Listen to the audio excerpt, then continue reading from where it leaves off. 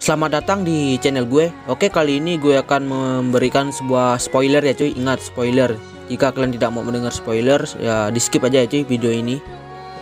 Yaitu spoiler mengenai manga Attack on Titan chapter yang ke 138 ya cuy, yang sebenarnya akan dirilis pada 9 Maret ya cuy 2021. Ya karena gue membacanya secara ilegal ya, jadi sudah dirilis lebih awal ya cuy dari tanggal resminya.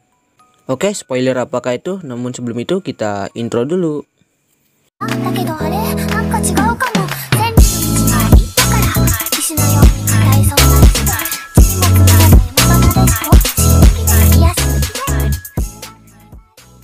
Sebuah mimpi panjang menjadi judul yang dipilih Isayama pada chapter yang ke-138 ini. Di awal chapter, para pembaca disajikan dengan adegan di mana rambling yang dilakukan Eren berhenti setelah bagian dari kepala Titannya menerima ledakan dari Colossal Titan milik Armin. Mikasa Anchorman yang melihat kejadian ini kemudian mengalami flashback di mana ia mengingat sebuah kejadian ketika Eren mengatakan jika ia membenci dirinya.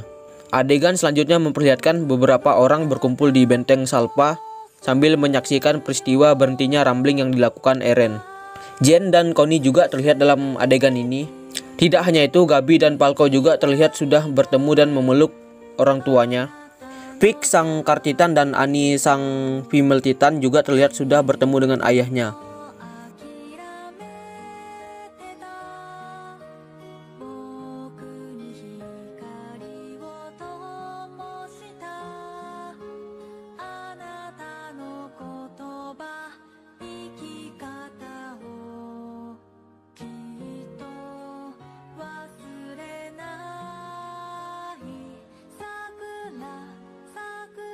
Ada sebuah adegan yang memperlihatkan Colossal Titan Armin berjalan menuju Rainer sang Armor Titan, yang saat itu terlihat jatuh ke tanah.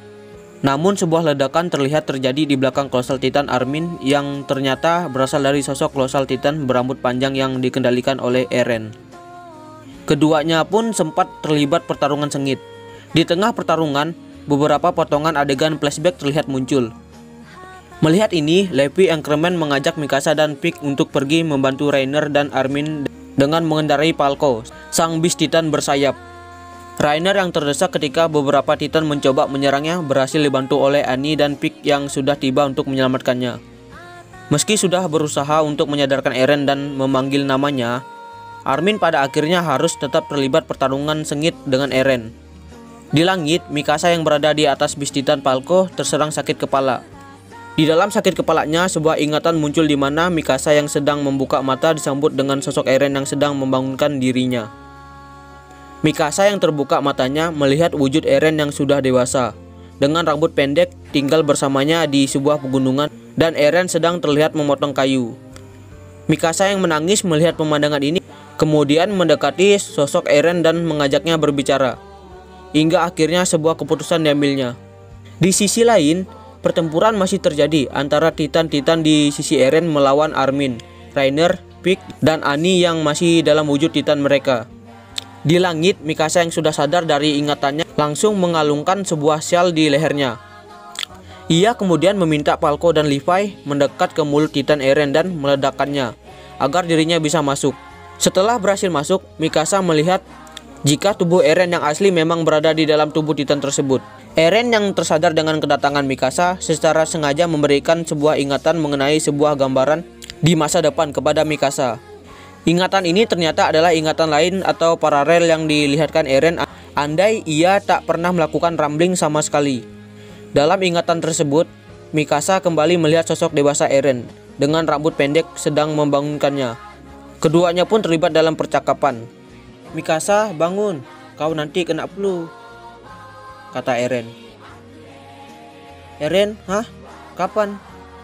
Sejak kapan aku tertidur?" kata Mikasa. Kau pasti sangat lelah," kata Eren. "Rasanya aku bermimpi panjang sekali," kata Mikasa. "Istirahatlah untuk hari ini. Kita menangkap ikan yang besar," kata Eren. "Mikasa, kenapa kau menangis?" kata Eren. "Hah? Kenapa? Aku tak tahu. Apakah aku seharusnya ada di sini?" kata Mikasa.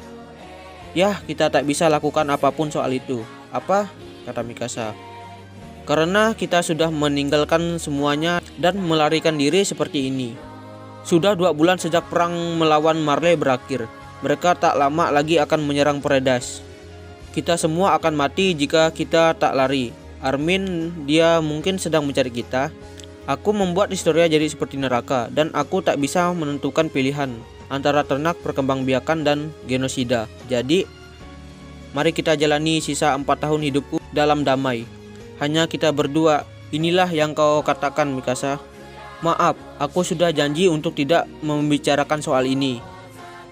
Bisakah kau berjanji satu hal lagi? Saat aku mati, buanglah sial itu. Kau akan hidup lama setelah